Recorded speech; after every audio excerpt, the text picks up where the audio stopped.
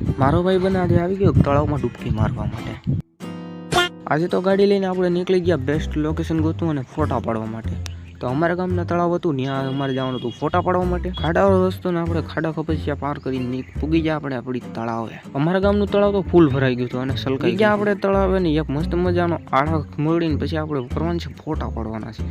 ચાલો કન્ટિન્યુ। મારો ભાઈ બન કે મારે પેલા મારા ફોટા પાડતો, હું પછી એના ફોટા પાડવાનો હતો તો એ દેવા મને પોઝ એવા દેતો હતો કે મને દાંત આવતા હતા એના પોઝ જોઈને। 2 કિલો ફોટા પાડીને પાછા નીકળી ગયા ઘેરે। બીજા દિવસે સવારે ઉઠીને જોયું તો આપણે વરસાદ બોલાવતો તો બાકાજી કી।